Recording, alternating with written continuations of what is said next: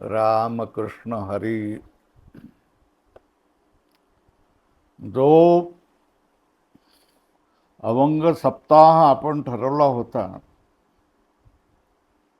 नवीन आणि जुन्या कीर्तनकारांना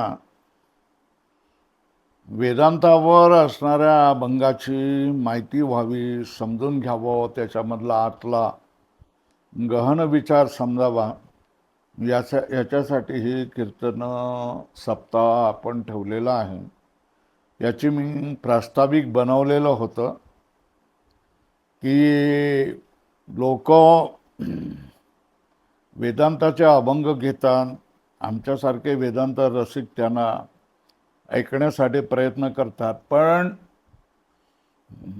कीर्तनकार मंडळींना वेदांतांचं कवडीचंही ज्ञान नसल्यामुळे ही मंडळी इकडून तिकडे संसारावरच बोलणं करत राहतात आणि त्याच्यामध्येच कीर्तन संपवतं. त्याच्यामध्ये कीर्तनकाराला जरी पैसे मिळत असले तरी श्रोता मात्र उपाशीच राहतो, रिकामाच राहतो. तेव्हा जे साधू संतांचे वेदांत विषयक जे अभंग आहेत ते त्यातील गाभा, त्यातील अंतर्निहित सत्य हे समजून द्यावं म्हणून 7 अभंग समोर घेऊन त्याचा आशय मी सांगणार आहे अशी प्रतिज्ञा केली होती. अर्थात हे कीर्तन नाही, हे कृपा करून समजून घ्या, नाही तर तुमचा अपेक्षा भंग होईल. याच्यावर कोणीतरी कीर्तनं या आशयाला धरून कीर्तनं करावीच, याच्यासाठी मी अनेक लोकांना सांगितलं होतं, पण त्यांनी काही अजून कीर्तनं मला दिली नाही. त्याच्यामुळेच हा थोडासा उशीर होतोय आणि आपण मला क्षमा कराल. तेव्हा आता आपण जास्त विस्तार न करता अभंगावर बोलूया. पहिला अभंग घेतला आहे, मरणा हाती सुटली काया, मरणा हाती सुटली काया, विचारे या निश्चय. नासोनिया गेली खंती, नासोनिया गेली खंती, सहज स्थिती भोगाची, सहज स्थिती भोगाची. न देकेसे झाले श्रम, आले वर्म हाताशी. न देकेसे झाले श्रम, आले वर्म हाताशी.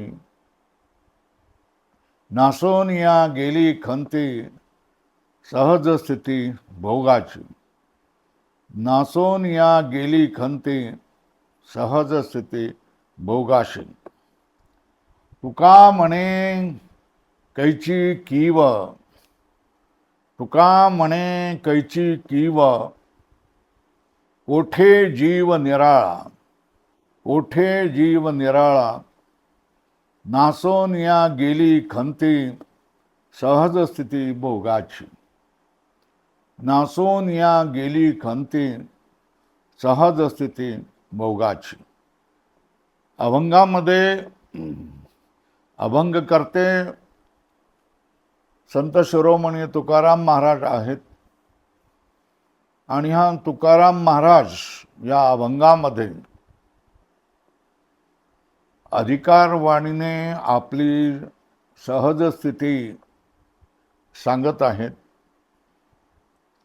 या अभंगाचा सरळ अर्थ सांगावा लागतो. तो सरळ अर्थ सांगतोय, ज्ञानाच्या उच्च स्थितीवर आरूढ होऊन तुकाराम महाराज आपल्या स्वरूप स्थितीचं वर्णन करतायत.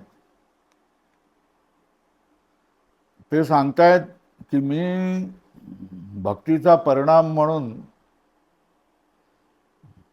विचार खूप केला आणि या विचाराने मी एका निश्चयापर्यंत आलो. या निश्चयामुळे माझी जी काया ही मरणाच्या हातून सुटलेली आहे, तिचं मरण नाहीसं झालेलं आहे. मला ज्या काही काळजा होत्या भूतकाळाच्या, भविष्यकाळाच्या, वर्तमान काळाच्या, या सर्व काळजा नासून गेली म्हणजे काय, संपून गेलेल्या आहेत. आणि आता मी सहज स्थितीमध्ये आहे. सहज स्थितीमध्ये राहून प्रारब्धाचे भोग संपवतोय.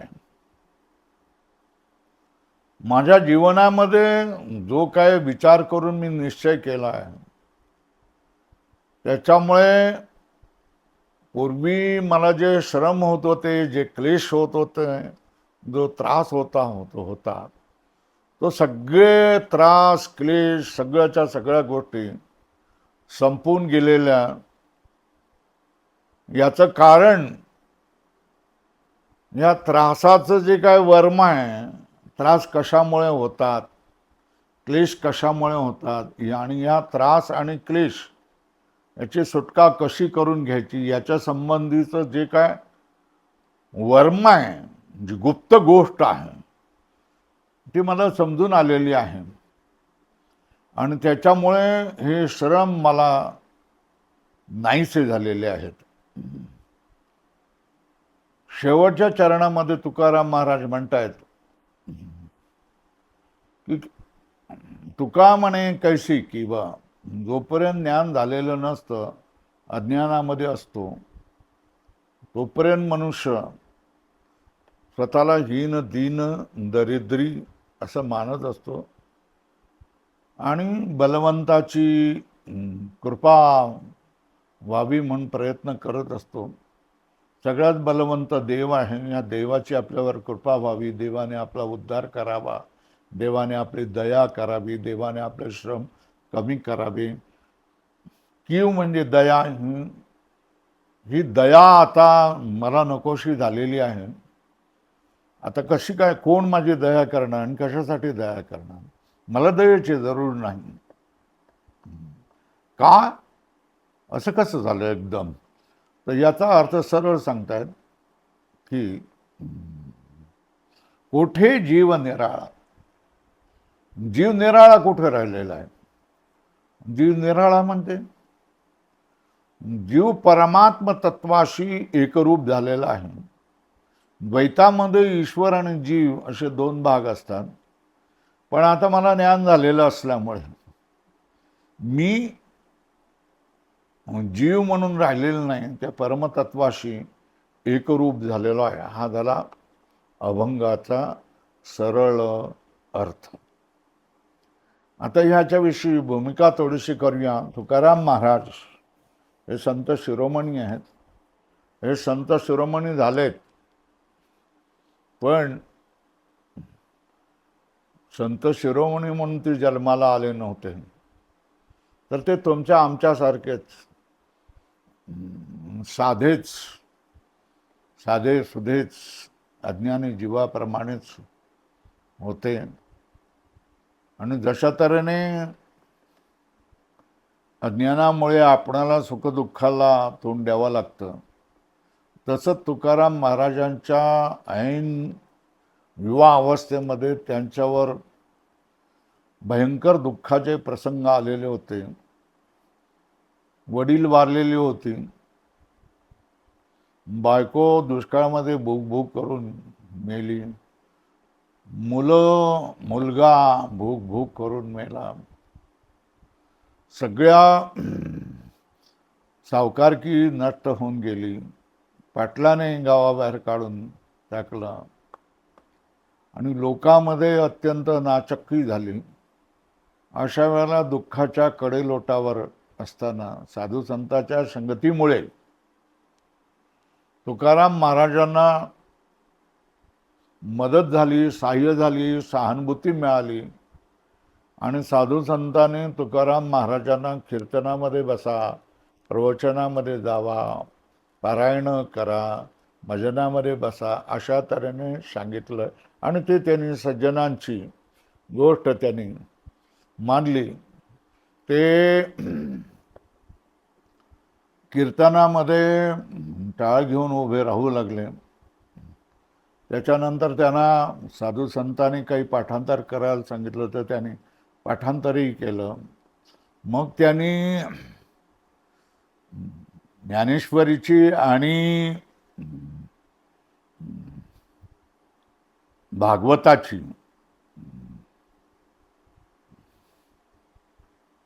पारायणं कितीतरी पारायणं केली. त्याच्यानंतर नामचिंतन खूप केलं. भामगिरी, भंडारा आदी डोंगरावर जाऊन ते एकटे राहायचे. तिथे भगवंताचं नामस्मरणात्मक चिंतन करायचं.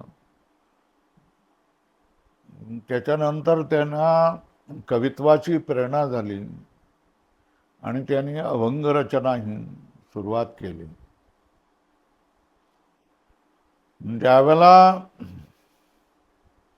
साधकाला आपल्या साध्याची बरोबर ओळख असते आणि ते साध्य प्राप्त करण्यासाठी तो उत्कट अशा प्रयत्नही करतो, उत्साहाने प्रयत्नही करतो. त्यावेळेला साधकाची ही साधकावस्था संपून तो साधक सिद्धावस्थेला पोहोचतो. साधकावस्था ही गोंधळलेली अवस्था असते. त्याच्यामध्ये कोणीतरी मदत करतात, सुहृद, आप्त, आणि काही दिशा देतात आणि त्याच्यामध्ये स्वतःच्या श्रमाने, उत्साहाने, निश्चयाने साधक ज्यावेळेला प्रयत्न करतो त्यावेळेला तो साध्यावस्थेला प्राप्त होतो.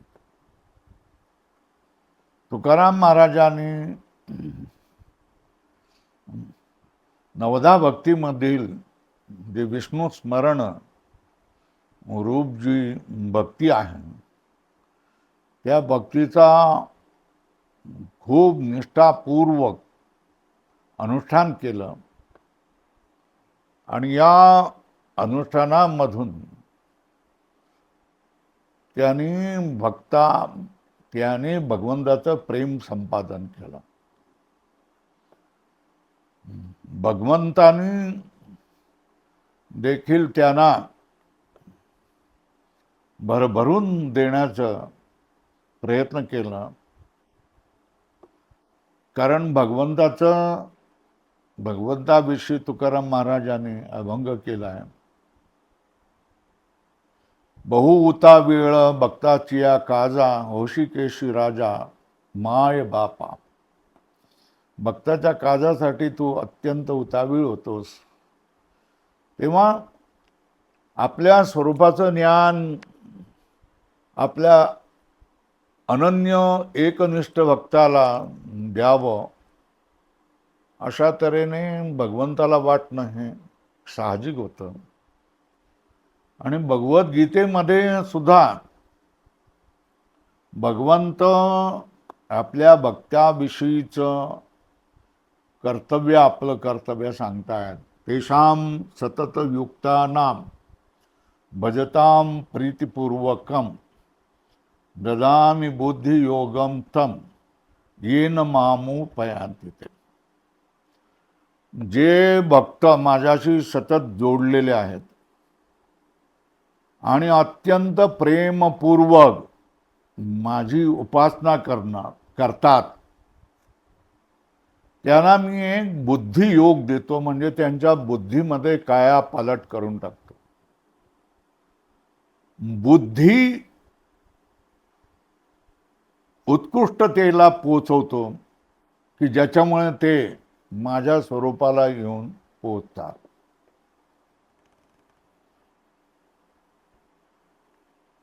त्याच्यानंतर भगवंत आणखी एक सांगतात.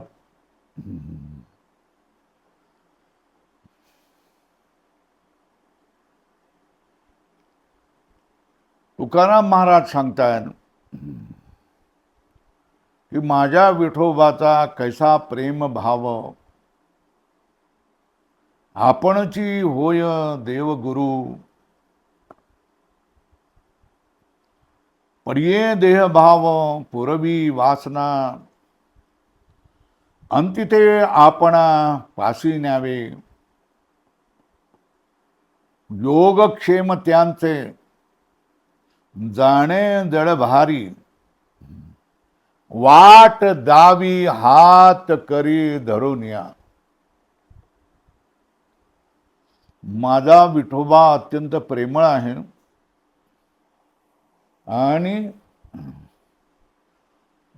माझ्यासाठी तो स्वतःच गुरु बनतो आणि मला मार्गदर्शन करतो.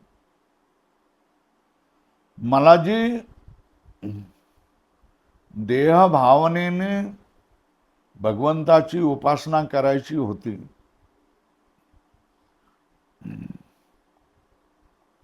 ती वासना त्याने इच्छा माझी पूर्ण करून टाकली आणि शेवटी त्याने मला त्याच्या स्वरूपाकडे नेऊन टाकलं. भगवंत देखील भगवद्गीतेमध्ये म्हणतात, तेषामेवानुकंपार्थम अहम अज्ञानजम तम नाशयात्मभावस्तो ज्ञानदीपेन भास्वता. त्यांच्या प्रेमाचा उतराई होण्यासाठी, भक्तांनी माझ्यावर जे प्रेम केलेलं आहे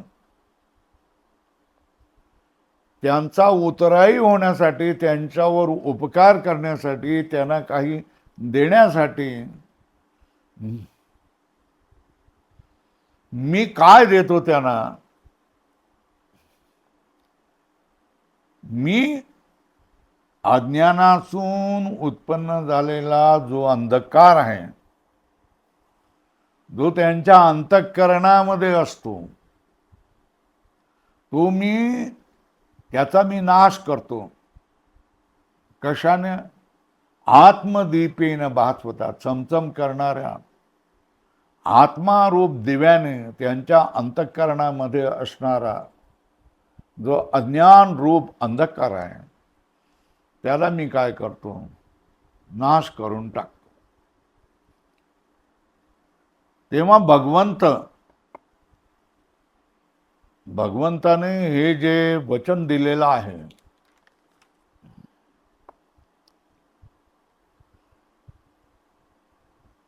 ते वचन भगवंत पुरा करतो आणि भगवंताला वाट दावी हात धरून या अशा तऱ्हेचा अनुभव देतो. हा जो अनुभव आहे, हा अनुभव केवळ ज्या भक्तांकडे त्याग आहे, तपस्या आहे, वैराग्य आहे, परमभक्ती आहे, भगवंताविषयी परम प्रेम आणि परमनिष्ठा आहे, अशाच लोकांना, अनन्य भक्ताला तो देतो. आता हे केव्हा देतो, कधी देतो? तर जिवंत असतानाच देतो. म्हणजे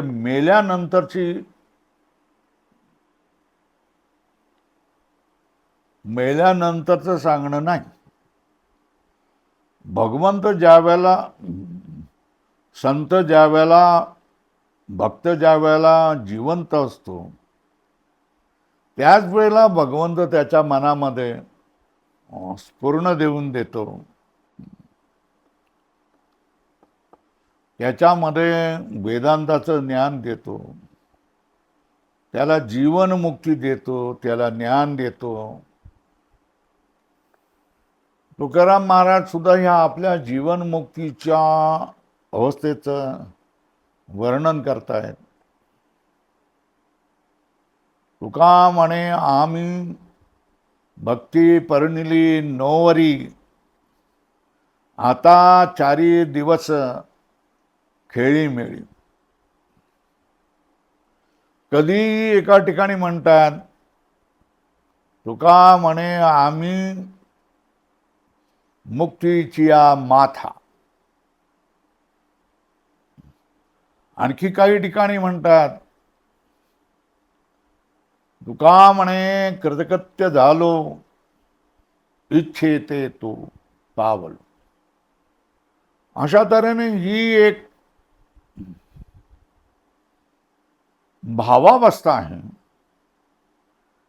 की ज्या भावावस्थामध्ये आपले सगळे बंध तुटून गेलेले आहेत,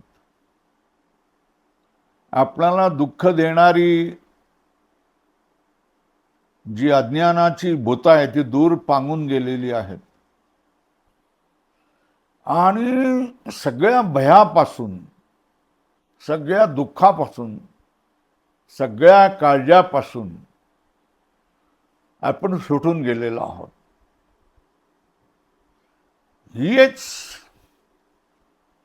आता आपल्याला काही करण्यासारखं नाही. कोणासाठी करायचं, कशासाठी करायचं, काय करायचं, सगळं जे आहे ते मिळूनच गेलं ना. भगवंत मिळाला तर मग आणखी काय मिळवायचं. बळीवंताचो अंकित आम्ही झालो बळीवंत, हा तुकाराम महाराजांना अनुभव येतो. नासोनिया गेली खंती असं ते म्हणतात. मरणाहाती सुटली काया, मरण माझे मरून गेले मी झालो अमर. हे जे उद्गार निघतायत हे सगळ्या बंधनातून सुटकेचे उद्गार आहेत, धन्यतेचे उद्गार आहेत, कृतार्थतेचे उद्गार आहेत. आणि हे भक्तीने ही जर कृतार्थता मिळत नसेल, भक्तीने जर ही ज्ञानाच्या या उत्कृष्ट अवस्थेला जर आपण पोचू शकत नाही तर भक्ती वांज असते. तुकाराम महाराजांनी वांज भक्ती केली नाही.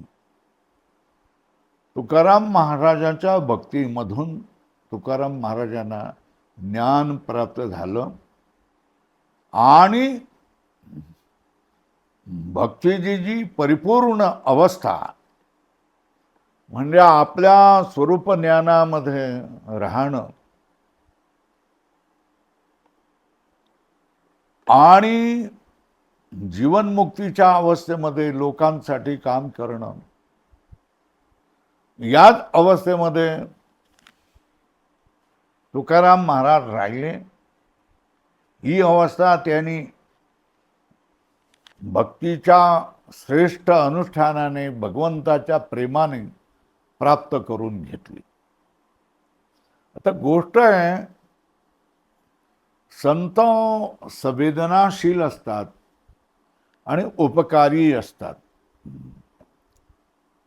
म्हटलेलं आहे, अंतरीचे धावे स्वभावे बाहेरी, धरिता परी आवरेना.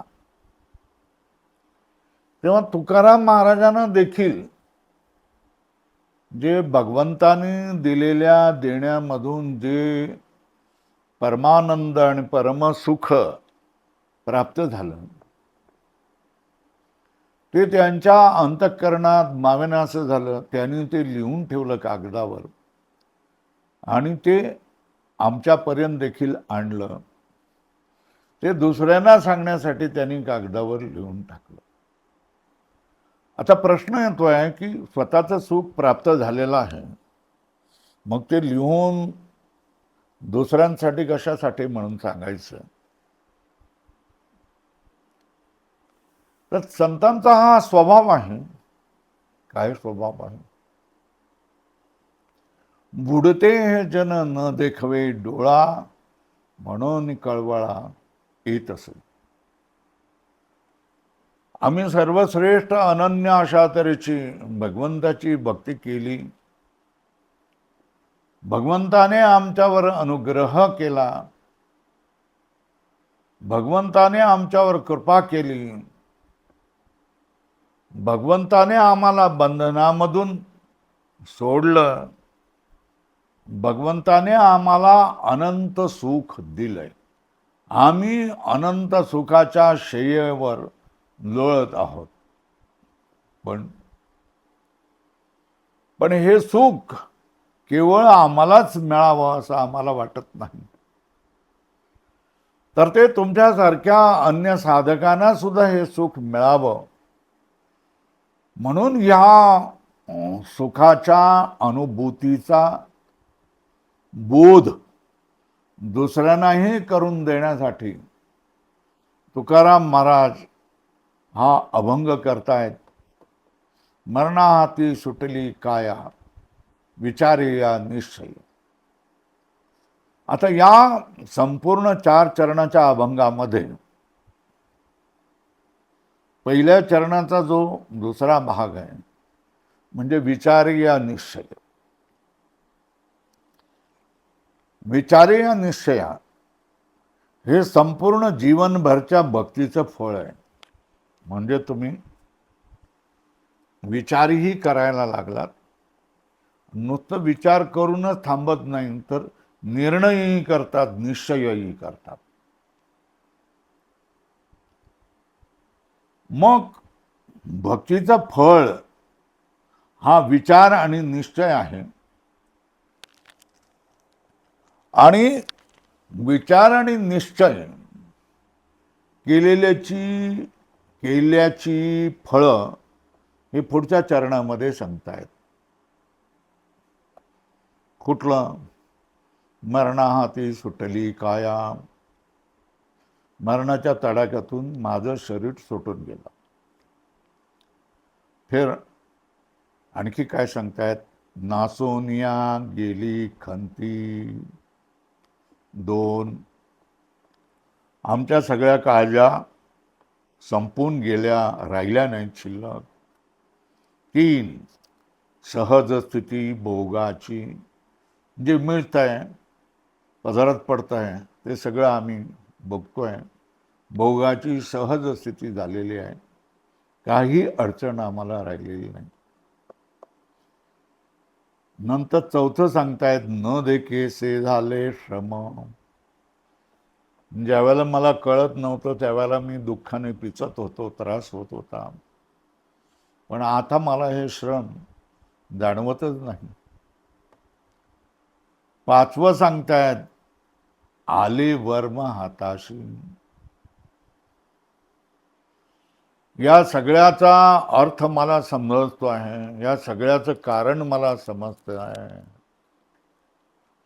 जे मला दुःख होत होता, त्रास होता होता, त्याचं कारण काय, हे गुप्त रहस्य मला कळून गेलेलं आहे. आणखी सांगतायत तुका म्हणे कैची किव, हा सावा आहे. आता मला दया कोण करणारा नको आहे, कोण करणार माझी कीव, कशासाठी कीव करणार. मला कोणाच्या दयेची, अनुग्रहाची, कृपेची जरूरच नाही. का म्हणून? त्याचं कारणही सांगतात. कोठे जीव निराळा. कोठे जीव निराळा म्हणजे ज्यावेळेला देव वेगळा असतो आणि जीव वेगळा असतो, त्यावेळेला जीवाला परमेश्वराची अपेक्षा असते की देवाने आपल्यावर कृपा करावी, देवाने आपला उद्धार करावा. पण आता जर जीवाला हा अनुभव आलेला आहे की जीव आणि परमात्मा आम्ही दोघे एकच आहोत.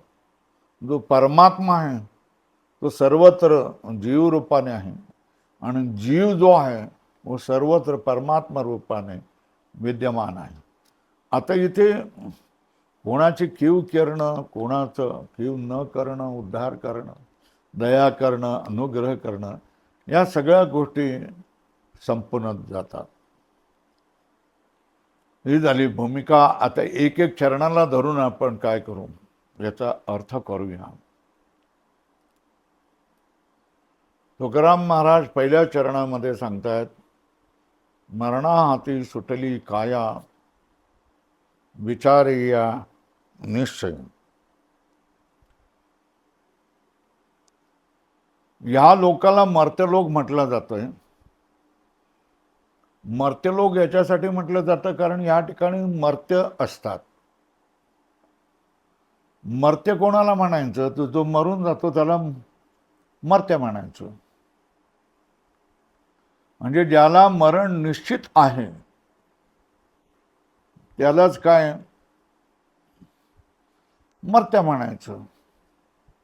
ज्याला मरण सुटलेलं नाही, ज्याला मरावंच लागतं, तो मर्त्य. आता प्रश्न आला मर्त्य कोण? मर्त्य कोण म्हणजे काय? मर्त्य मी. मी म्हणजे काय? आपण आपल्या जीवनामध्ये पाहतोय की जीव जन्माला येतो आणि तो जीव एक दिवस निचेष्ट होतो आणि मरतो. त्याला लोक जाळून टाकतात. म्हणजे प्रत्यक्षप्रमाणे आपण काय पाहतोय? जीवच जन्माला येतो आणि जीवच काय करतोय? मरतो.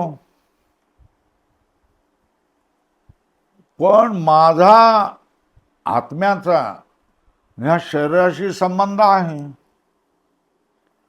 म्हणून ज्यावेळेला जीव जन्मतो तेव्हा मी म्हणतो की माझा जन्म झाला म्हणून. आणि जेव्हा जीव मरतो तेव्हा मी मरतो असं म्हणतो. आता तुम्ही निर्णय केलेला आहे प्रत्यक्ष प्रमाणाने की शरीरच जन्माला येते, थोडंफार चालतं फिरतं, व्यवहार करतं आणि तेच एक दिवशी निचेष्ट पडतं आणि मरून जातं. तेव्हा मरण हे शरीराचं आहे. पण या शरीराशी एकरूप होऊन म्हणजे तादात्म्य करून शरीराचं जन्म आणि शरीराचं मन माझ्यावर ओढून घेऊन मी स्वतःलाच म्हणतोय की मी माझा जन्म होतो आणि माझा मृत्यूही होतो. शरीराशी अज्ञानामुळे तादात्म्य केल्यामुळे तुम्ही मरता, तुम्ही जन्मता, तुमचं नाव मर्त्य हे होऊन जातं. पण ज्यावेळेला तुम्ही गुरु कृपेने, संत कृपेने, शास्त्र कृपेने हे जाणता की जन्म आणि मरण हे शरीराचंच होतं, माझं नाही. तुम्ही माझं नाही म्हणता, मग तुम्ही कोण असा प्रश्न विचारला तर शास्त्र उत्तर देतंय, तत्त्वमसि. तत्त्वमसि म्हणजे जो सच्चेत घनरूप आत्मा आहे. आज आत्माच तुम्ही का आहे? तुम्ही आहात. आत्मा चैतन्य घन आहे. तुम्ही निश्चय करता मी नित्य आहे.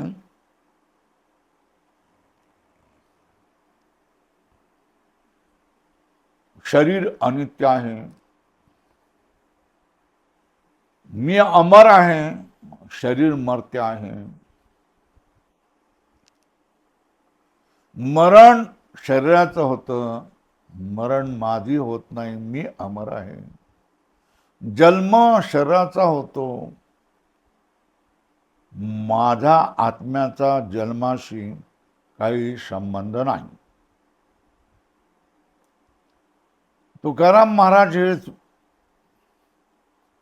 समजावून सांगतायत, बीज भाजूनी केली लाही, आम्हा जन्म मरण नाही. मरण माझे मरून गेले, मज केले अमर. याचा अर्थ काय? जे मृत्यूविषयीची जी आपल्याला भीती असायची की मृत्यू आपल्याला मारेल, मृत्यू आपल्याला मारेल, मृत्यू आपल्याला घेरेल, मारून टाकेल, हे भय तुकाराम महाराज तुमच्या मनातून काढतायत. मृत्यू तुम्हाला मारू शकत नाही. मृत्यूला जो मारक आहे त्या मारकाला तुम्ही मारू शकतात. आणि मृत्यूला मारणारा जगात कोणीही नाही आहे. सर्वांनाच मृत्यू मारत असतो. पण जर तुम्ही स्वतःला ओळखलं, स्वतःचं स्वरूप ओळखलं, तर तुम्ही मृत्यूलाही मारणारे ठरू शकतात. मृत्यूचाही मृत्यू तुम्ही करू शकतात.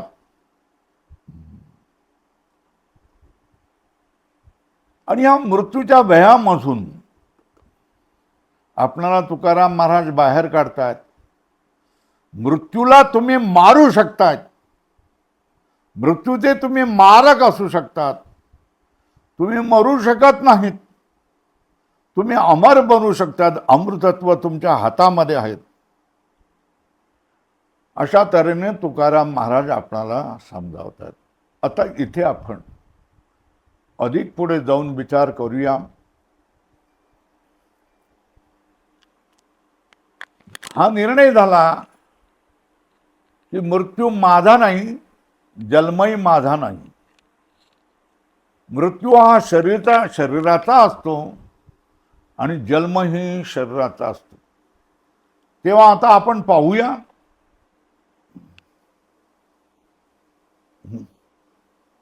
शरीराचे जन्म आणि मरण हे नेमकं काय. जेव्हा या पांचभौतिक शरीराच्या गोळ्याशी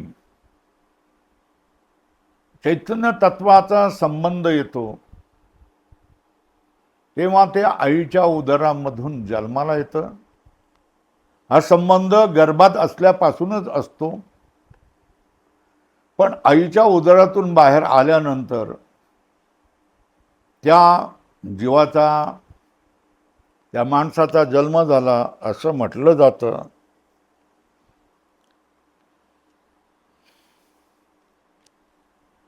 आणि ज्यावेळेला ह्या पांचभौतिक शरीराच्या गोळ्यापासून आत्मचैतन्याचा संबंध तुटतो, त्यावेळी ते शरीर निचेष्ट होतं, हालचाल रहित होतं, मरतं, सडतं. त्याचा वास येऊ नये म्हणून त्याला लोक झटकन जाळून टाकतात. हा जो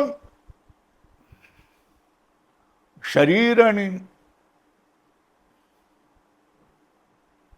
आत्म्याचा दोन भिन्न असताना संबंध आहे,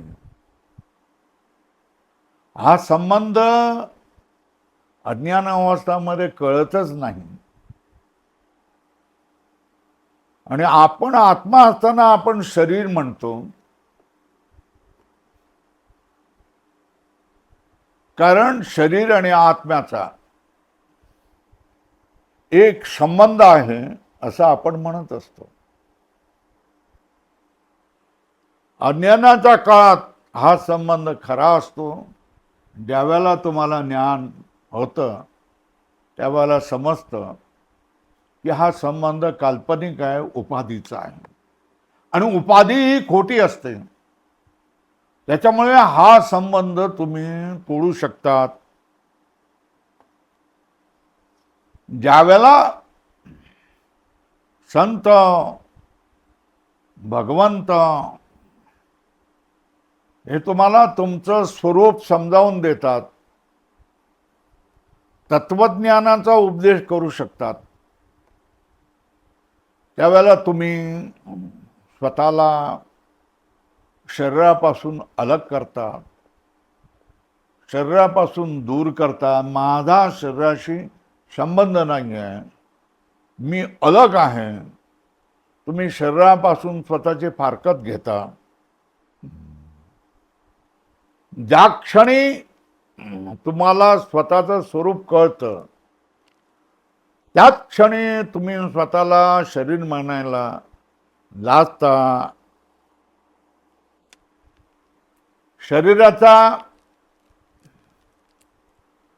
शरीराशी संबंध तुम्ही नाकारता. पण ह्या शरीराशी संबंध नाकारण्याला अगोदर तुम्ही विचार करून निश्चय केलेला असावा लागतो. हा निश्चय म्हणजे काय? हा निश्चय म्हणजे हाच आहे ना. काय? मी मर्त्य नाही, मी अमर आहे. मी अनित्य नाही, मी नित्य आहे. मी विनाशी नाही, मी अविनाशी आहे. मी विकारी नाही, मी अविकारी आत्मतत्व आहे. यालाच म्हणतात, हा विचाराने केलेला निश्चय म्हणतात. स्वतःच्या स्वरूपाची निश्चिती करणं आणि अजूनपर्यंत ज्या खोट्याशी आपण संबंध करत होतो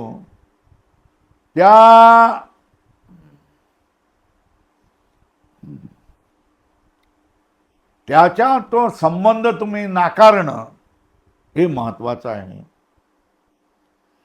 जेव्हा तुम्ही अशा तऱ्हेचा निश्चय करतात, आपल्या स्वरूपाचा निश्चय करतात, त्यावेळेला तुमच्यामध्ये पराकाष्ठेचे बदल झालेले असतात. म्हणजे तुमचा कायापालटच झालेला असतात. तुमचा विचाराचं स्वरूपच बदलून गेलेलं असतं. तुम्ही अज्ञानामध्ये ज्या गोष्टी होत होत्या त्या गोष्टी तुम्ही नाकारून टाकता. त्या गोष्टी म्हणायला सांगायला तुम्हाला लाज वाटते. म्हणजे तुम्ही बेकारी होता, हातात तुमच्या डबडं होतं, कुणीतरी तुम्हाला उचललं, हत्तीवर बसवलं, तुम्हाला त्या ठिकाणी राजा बनवलं, मंत्र्यांनी तुमचं डबडं फेकून दिलं, तुम्ही फेकून दिलं. आता तुम्ही स्वतःला भिकारी म्हणायला लाजता. नाही, कोणी तुम्हाला म्हटलं ए बेकारी, राग येतो. त्याचं मुंडकं छाटायला तुम्ही तयार असता, कारण तुम्ही राजा असता. तशाच तऱ्हेने ज्या वेळेला तुमच्या विचाराच्या निश्चयाने तुम्ही स्वतःला चक्रवर्ती पदावर अभिषिक्त करत असता, तुम्ही परमानंदाच्या शय्येवर लेटलेले असतात, त्यावेळेला आता तुम्ही स्वतःला हीन, दीन, पराधीन, असमाधानी, अल्पज्ञ, दरिद्री, सुखी, दुःखी, काही हातामध्ये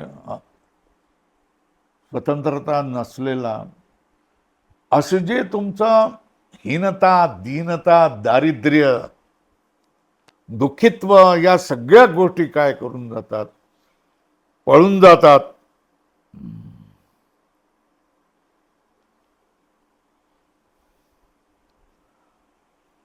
आणि तुम्ही परमानंदामध्ये मुक्त पोहत असतात.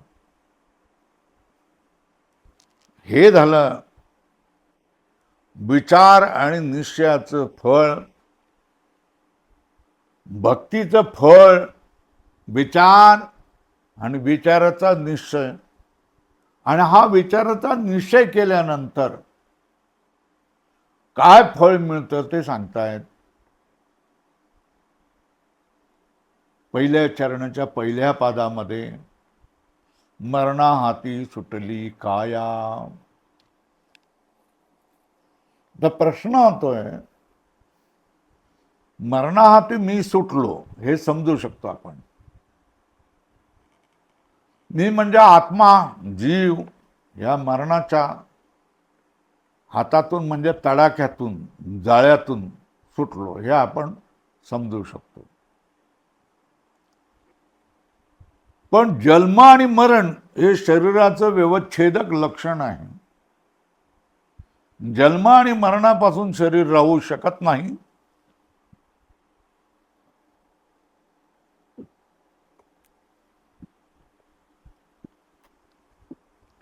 आणि शरीर असेल तर जन्म मरण अवश्यच असणार आहे. भगवंत भगवद्गीतेत सांगतायत, जातस्यै ध्रुव मृत्यूर ध्रुवम जन्म मृतस्य. तेव्हा हे आम्हाला समजलं की आत्मा अमर आहे, आत्मा नित्य आहे, आत्मा अविकारी आहे, आत्मा अविनाशी आहे आणि त्याला मरण कधीच नाही आहे हे आम्हाला कळतं. आणि अज्ञानामुळे शरीराचं मरण असताना आपल्या आत्म्याचं मरण आहे असं आपण, माझं मरण आहे, माझा जन्म आहे असं आपण म्हणतो, हेही कळलं. आत्म्यामुळे माझा जन्म आणि मरण आणि ज्ञानामुळे शरीराचा जन्म आणि मरण, माझा जन्म मरण नाही हे आपणाला कळतं.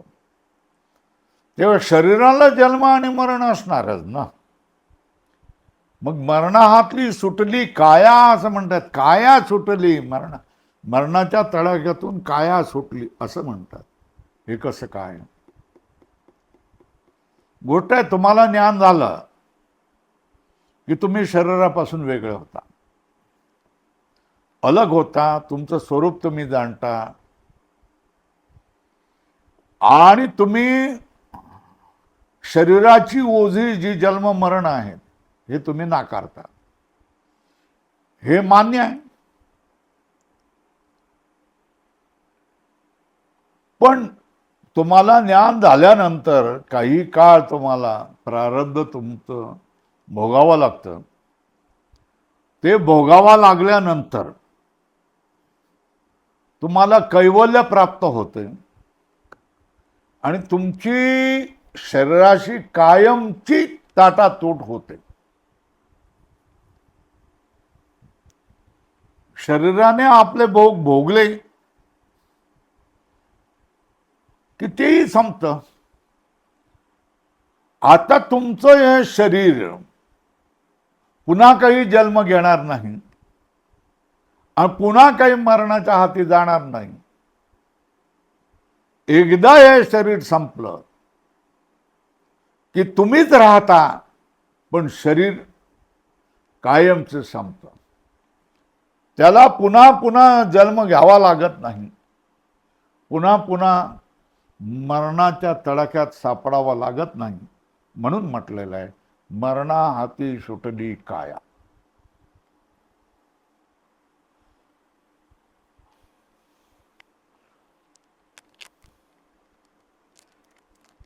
मरणाहाती सुटली काय आहे म्हणजे स्थूल शरीर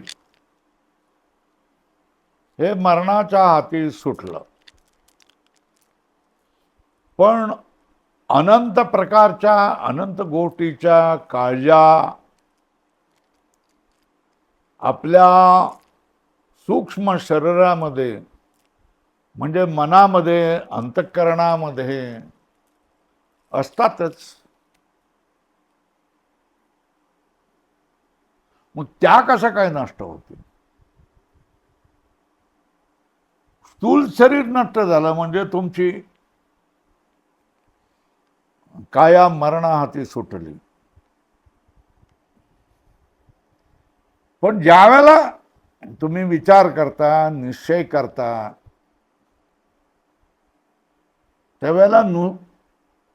त्यावेळेला नुसतं शरीर हेच सुटतं असं नव्हे, तर जगातले सगळे पदार्थ, सर्वम खलविदम ब्रह्म, हे ब्रह्मस्वरूप तुम्हाला दिसायला लागतात.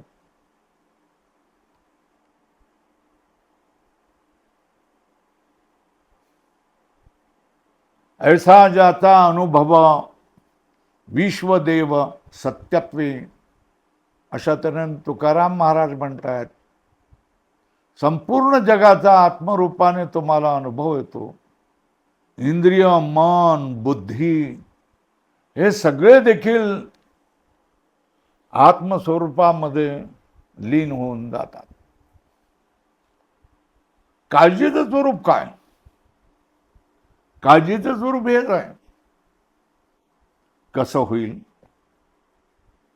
काय होईल, होईल की नाही होईल, हे काळजीचं स्वरूप आहे, काळजीचं लक्षण आहे म्हणा. यालाच काळजी म्हटली जाते. मनुष्यांच्या जीवनामध्ये मनुष्याला अनंत काळज्या असतात. नवऱ्याला बायकोची काळजी असते, बायकोला नवऱ्याची काळजी असते, मुलांचे आई वडील काळजी करत असतात, किंवा आई वडिलांची काळजी मुलं करत असतात. प्रत्येक मनुष्याला भूतकाळात झालेल्या घटनांचं स्मरण होऊन त्याची काळजी वाटत असते. प्रत्येक मनुष्याला भविष्याविषयी अस्वस्थता वाटत असते, भविष्याची काळजी असते. याच्याशिवाय मरणाची वार्धक्याची काळजी असते, मरणाची काळजी असते. आधी मनुष्याला आधी असतात, व्याधी असतात, या सगळ्याच्या काळज्या मनुष्याला असतात. आणि हे काळजी कुठे काळजीचं स्थान कोण? काळजी कुठे उत्पन्न होते? मनामध्ये या सगळ्या काळज्या उत्पन्न होऊन. काळजीचं स्वरूप सांगितलंय, कसं होईल, काय होईल, होईल की नाही होईल. तर या काळज्या मनामध्ये असतात. पण ज्ञानामुळे मनही संपलेलं असतं, मनही लीन होऊन जातं, मनही ही गोष्ट मिथ्या ठरून जाते आणि ते आत्मस्वरूपाला प्राप्त होऊन जातं. मनच राहिलं नाही तर मग काळजी कशी राहील? नासून या गेली खंती. आता तुम्ही मनातल्या काळजीचा विचार करत राहत नाही. मी काळजी करणार नाही, मला जे पाहिजे ते प्राप्त झालेलं आहे.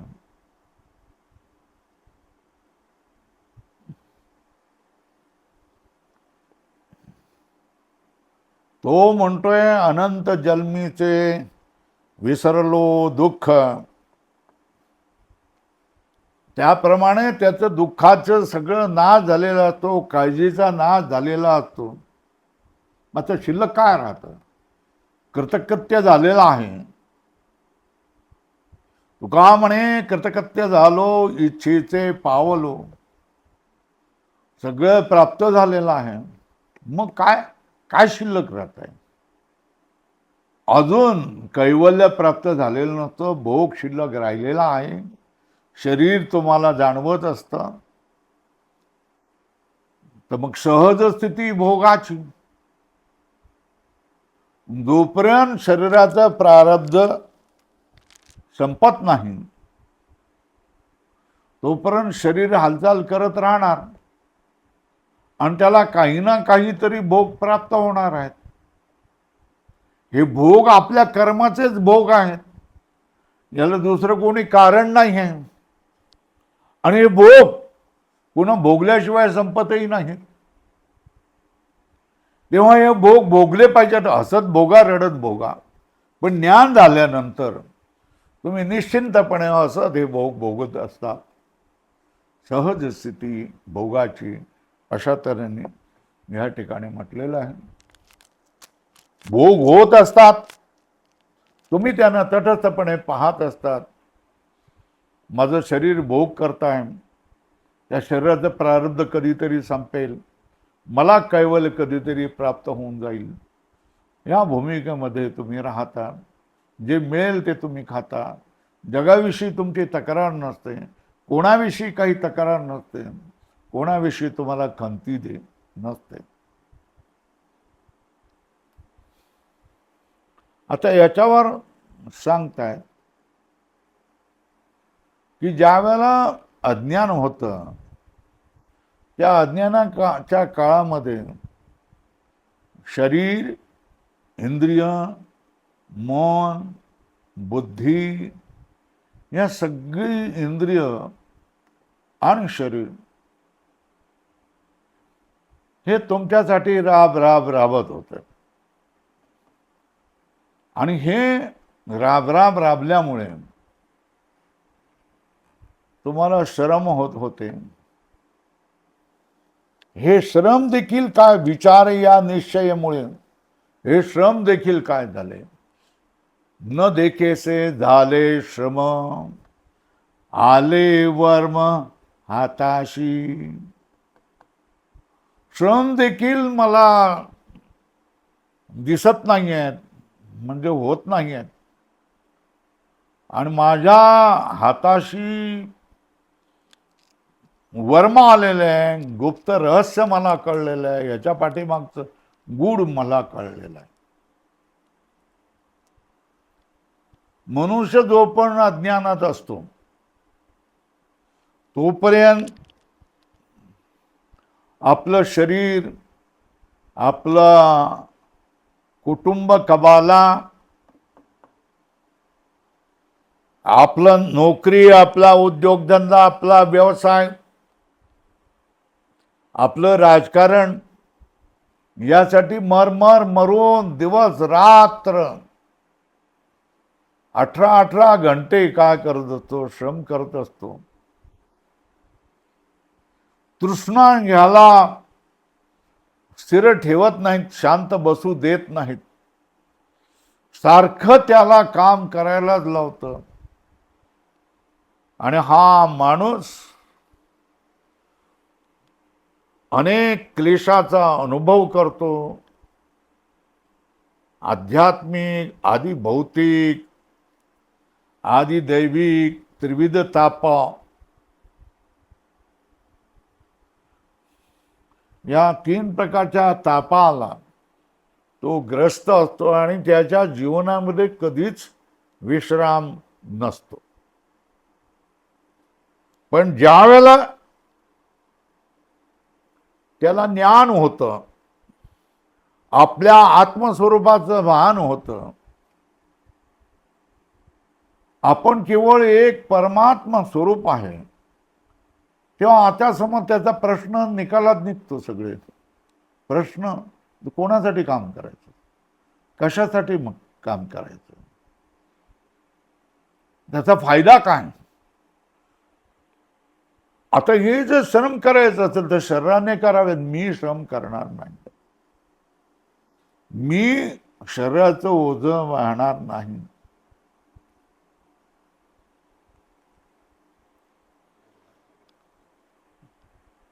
मी अजूनपर्यंत शरीराचा सेवक होतो, इंद्रियाचा सेवक होतो, मनाचा दास बनलेला होतो, बुद्धीचा दास बनलेला होतो. त्यांची सगळी ओझी मी वाहत होतो आणि त्यांच्यासाठी मी राबत होतो आणि मला थकवा येत होता. पण आता ते माझ्यासाठी नाहीच झालेलं आहे. त्यामुळे त्यांच्यासाठी राबण्याचा प्रश्न येत नाही, त्यांच्यासाठी त्रास करण्याचा प्रश्नही येत नाही. मी त्यांच्यासाठी राबायचं सोडून दिलेलं आहे. हे कशामुळे झाले, आले वर्म हाताशी.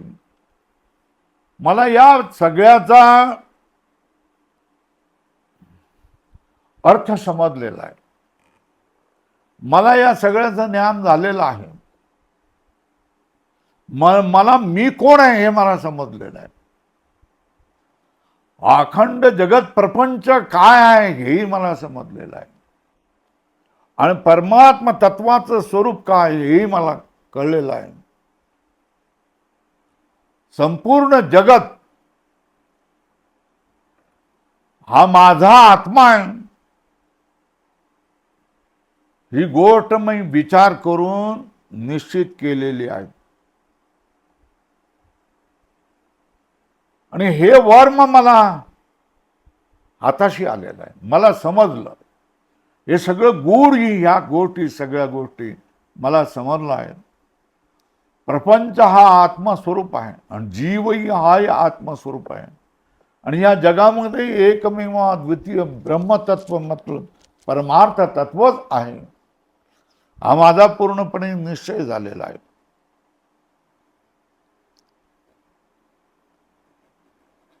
आता चौथ्या चरणामध्ये तुकाराम महाराज म्हणतात, आता कोठी तुका म्हणे कैची किव कोठे जीव निराळा.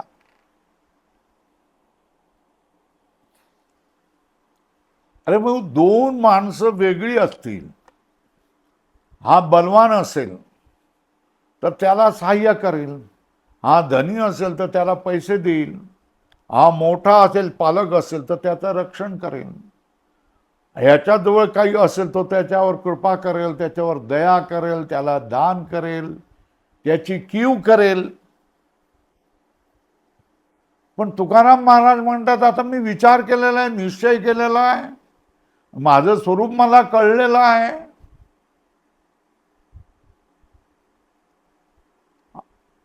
मी कृतार्थ झालेलो आहे.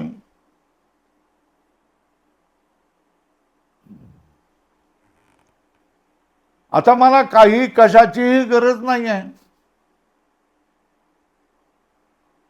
तर मी कोणाकडे कीव भाकू,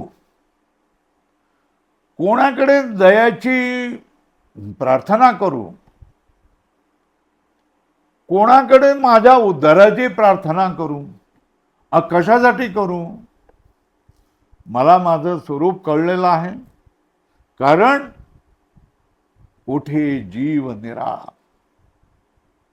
जीव या परमात्मा तत्वापासून वेगळा अज्ञानाच्या काळामध्ये असतो, तेव्हा परमात्म्याकडून दया वाकणं, माझ्यावर अनुग्रह कर, मला सोडव, माझ्या त्रासातून सोडव, मला दुःखातून सोडव, अशी त्याला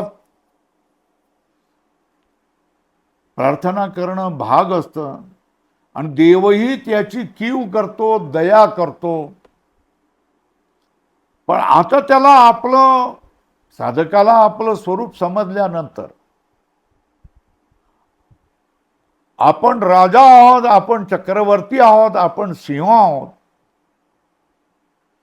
आपण हीन दीन भिकारी कृपण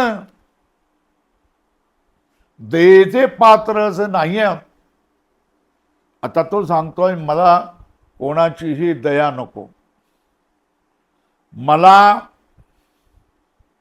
कोणाचीही कृपा नको, मला कोणाकडूनही कसलंही दान नको आहे. का नको? असं काय झालं तुझ्यामध्ये? म्हणतोय, कुठे जीव निराळा. परमात्म्यापासून जीव कुठे निराळा आहे. तुकाराम महाराज म्हणतात, बळीवंताचे अंकित आम्ही झालो बळीवंत. परमात्म्याच्या स्वरूपामध्ये एकरूप झाल्यानंतर आम्ही देखील परमात्मा स्वरूप झालेलो आहोत. ब्रह्मविद ब्रह्मैव भवती. ब्रह्मज्ञानी माणूस ब्रह्मस्वरूपच बनत असतो, हे श्रुती सांगत असते. त्याला आपल्या स्वतःचा अनुभव येतो. अनंत जन्मीचे हरपले दुःख, त्याला आपल्या आनंदाचा अनुभव येतो. आनंदाचे डोही आनंद तरंग. तो म्हणतोय आनंदू रे आजी आनंदू रे, तर बाह्याभ्यंतरी परमानंदू रे. मी संपूर्ण आनंदामध्ये लोळत आहे. परमानंदाच्या गादीवर मी बसलेलो आहे. माझी काया मरणापासून सुटलेली आहे. मला मरणाचं भय नाही. मी अमर झालेलो आहे. मरण माझे मरून गेले, मज केले अमर. अशा सुखामध्ये तो राहत असतो. अशा आनंदामध्ये तो राहत असतो. कसलीही काळजी नाही, कसलंही दुःख नाही. नासोनिया गेली खंती, न देखेसे झाले श्रम. सहज स्थिती भोगाची. आणि आता स्वतंत्रता आली आहे. कोणाची कीव बाळगण्याची गरज नाही. कोणाची दया प्रार्थना करण्याची गरज नाही आहे. कारण जीव, मी जीव आणि ते परमात्मा, आमचं दोघांचं ऐक्य आहे. जीव ब्रह्माचं ऐक्य झाल्यानंतर माणूस हा अशा तऱ्हेने ब्रह्मरूप बनून जातोय. आणि ही ब्रह्मस्वरूपाच्या आत्यंतिक श्रेष्ठ अवस्थेचं वर्णन तुकाराम महाराजांनी या अभंगामध्ये केलेलं आहे. आणि जर हे स्वरूप ज्ञान तुकाराम महाराजांना झालेलं आहे, त्याच्या आत्यंतिक पराकाष्ठेच्या भक्तीमुळे, तर तशाच तऱ्हेची पराकाष्ठाची भक्ती आणि ज्ञान आपण प्राप्त करून ही अवस्था आपणाला प्रत्येकाला प्राप्त आहे. असं नाही की तुकाराम महाराजांनाच ही प्राप्त होईल आणि आपणाला होणार नाही. पण ज्या तऱ्हेने तुकाराम महाराजांनी प्रयत्न केले, त्या तऱ्हेचे प्रयत्न आपणालाही केले पाहिजेत. तर आपण या सगळ्या अज्ञानामधून येणाऱ्या सगळ्या दुःखांना, क्लेशांना, त्रासांना, काळजांना दूर फेकून देऊ शकतो आणि स्वतंत्र मुक्त होऊ शकतोय. हे तुकाराम महाराज आपल्या उदाहरणाने तुम्हाला आम्हाला सांगतायत. पुंडलिक वरदा हरिविठ्ठल श्री ज्ञानदेव तुकाराम पंढरीनाथ भगवान की जय. माऊली ज्ञानेश्वर महाराज की जय. जगद्गुरु तुकाराम महाराज की जय. नमः पार्वती पतये हर हर महादेव.